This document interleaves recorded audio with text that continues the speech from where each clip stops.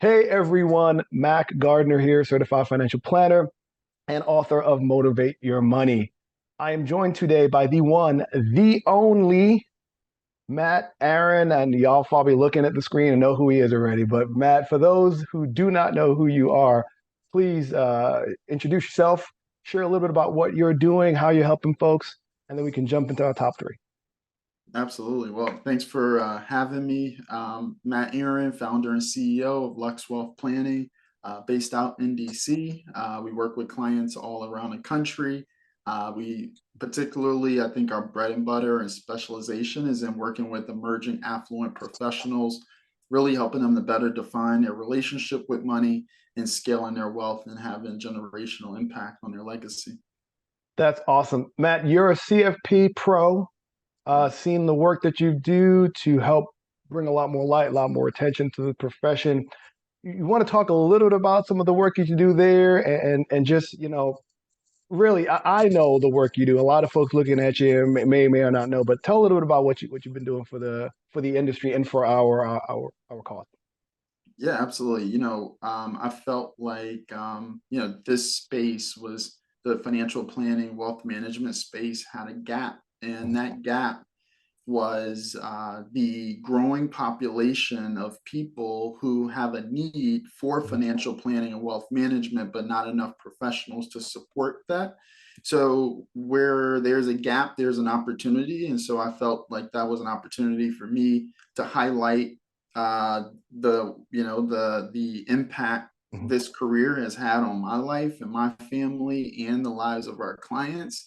And the more we can highlight that, we can encourage and motivate others to really explore what's possible in this space. So, it's not an easy task, but it's certainly something that, with all of us as a community coming together, we can do something really special.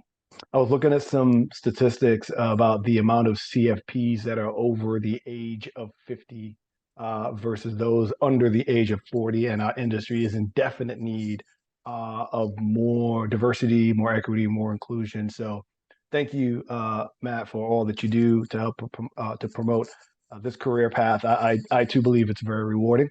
So I'm going to jump into it. Our topic for today is three pointers. That's the name of this series, the interview series we're doing. And we sat down and we looked and we said, there's a top three for everything, right? Top three for sodas, top three for cars, top three for cereals. So I said, what would the top three motivational money messages be for some of the leaders, the thought leaders in wealth management and financial planning? So, Matt, what are your top three motivational money messages? My top three motivational money messages are one, really getting clear about your vision and understanding your relationship with money. Okay. Two is really understanding the relationship between your balance sheet and income statement, similar to understanding if you were looking at a business that you were looking to invest in, would you invest in your own business? And that's your personal balance sheet and cash flow and understanding the correlations there. And then three, diversification. And diversification, understanding the power of that on multiple levels: tax diversification, Mm. risk diversification, accessibility diversification. And by doing those three together, I think a lot of power comes to life in your vision, and it all sort of starts to work together in your personal, professional, and financial life. We could probably do an hour on this one, Matt, because those are some deep ones. But let's unpack that first when you say your Yeah. relationship with money, because I'm a huge proponent of early childhood financial education, the awareness. I talk about the three R's of our initial connection with money. The first R is you realize what money is. The second R is you recognize what it does. And the third R is you rationalize how to use it. So unpackage that for us when you talk about the relationship with money. So when I think about the relationship with money, I think about it just like the relationship you would have with any other human, right? Like, how do you interact with it? How do you embrace it? How do you run from it? How do you define what does it mean for you? How do you define what is it going to do for you?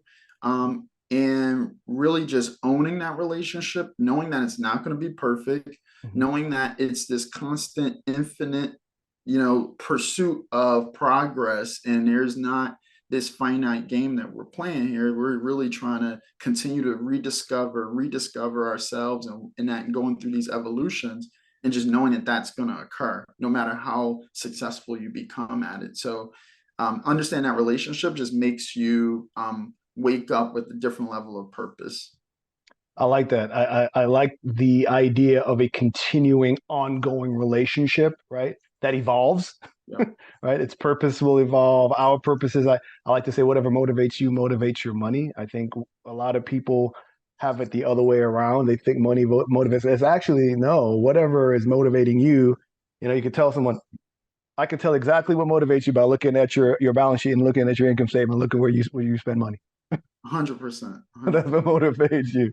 All right. Exactly. So the second point is really good because I often say that the day you earn your first dollar is when your financial body or your personal business begins.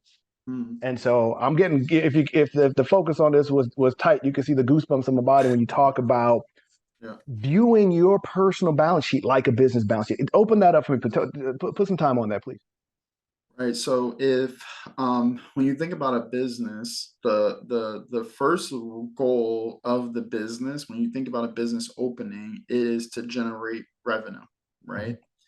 Over time, the purpose of that revenue will evolve, but the initial purpose of the revenue is to survive, Mm-hmm. right? So once I understand, I first need to figure out what is that what is that amount of cash flow need to be in connection with my balance sheet to survive. And so when I look at my balance sheet, I'm looking at just liquidity, cash readily available that I can access, which is the amount of access to capital I have tells me how long I can survive without more revenue or more money coming through the door. Mm-hmm. So if I understand that relationship, if my money and if my cash flow stops, meaning the revenue coming in the door stops, that means I need to have a bigger cash reserves to get to a bigger, for a longer runway. Mm-hmm. And so when you think about yourself in a business, there's a very much a parallel to that, Yeah. right? And so that's what I mean by understanding that, and understanding the level of risk you can accept on your balance sheet, and what does risk really mean for you, because what could be risky for one person is not risky for another. And sometimes we look at risk, or a lot of times we look at risk the wrong way. Mm-hmm. And so if we understand our cash flow, we really understand how much risk we're taking. And if we understand our balance sheet, we also understand how much risk we're taking. And then once we have that understanding, then we can, have a better informed decisions in our daily habits and our behaviors, which will then allow you to have a successful journey and a better relationship with your money. With your money. I talk to people and I've shared this concept, and some folks were like, Mac, that makes a lot of sense. I compare,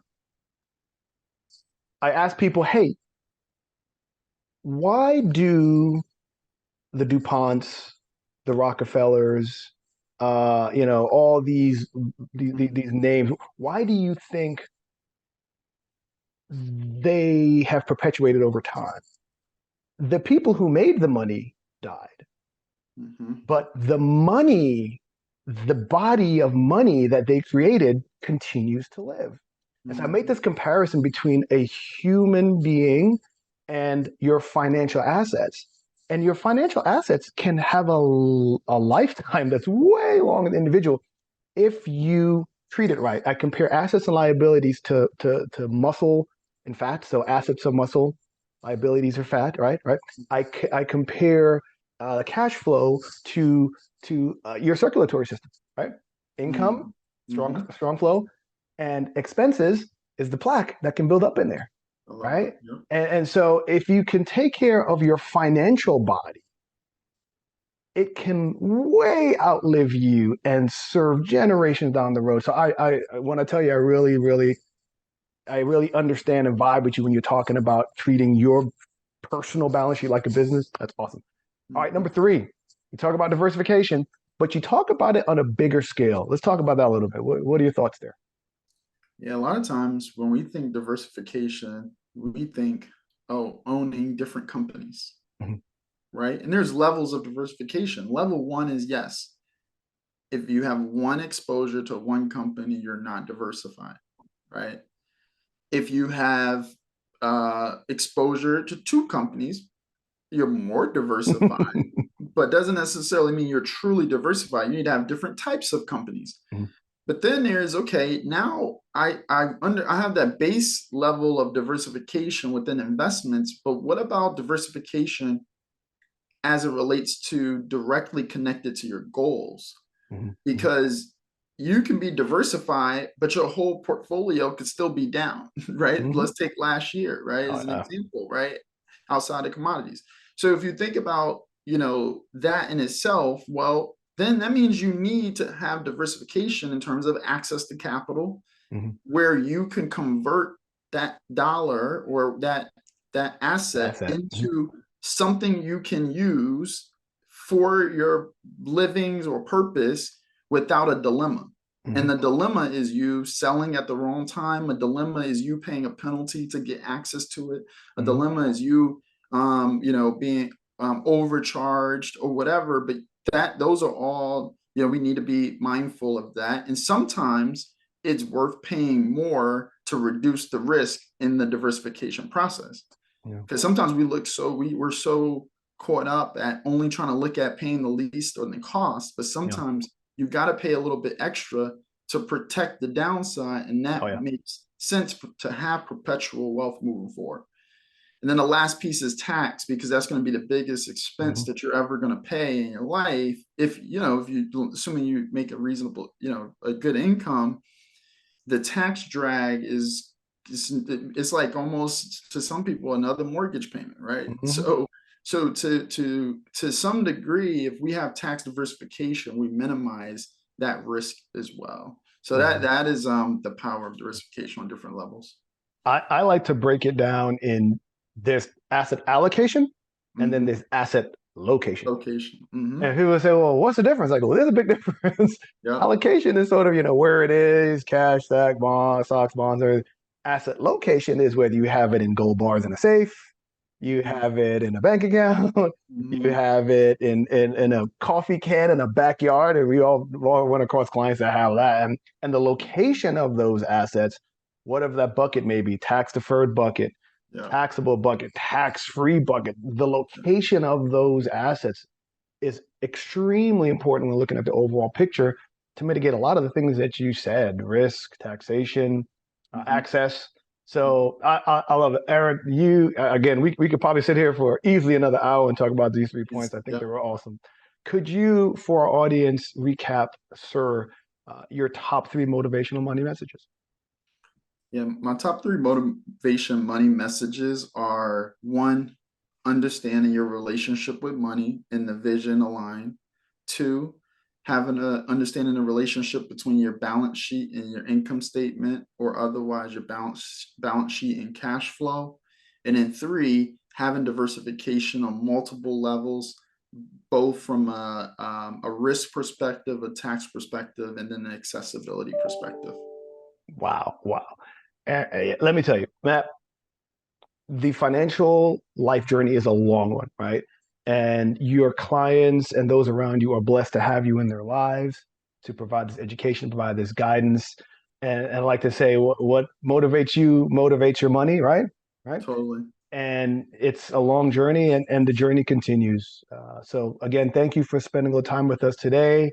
And if you have any parting words you'd like to share with us, some things you're working on now, we'd love to hear. Yeah, my only parting words would be, just stay inspired. Really understanding what you're trying to build, and knowing that, if even if you are struggling to figure it out, you're not alone. There are more people struggling to figure it out than who have it figured it out, even those that look like they got it together. Yeah. So just, embrace where you're at right now, take some ownership, and go get the help you need, because you don't have to be alone. And there's so many people out there who can help you. So don't be afraid to be vulnerable, because that's where the growth comes from. Amen, brother. Thanks again for the time, man. Absolutely, brother.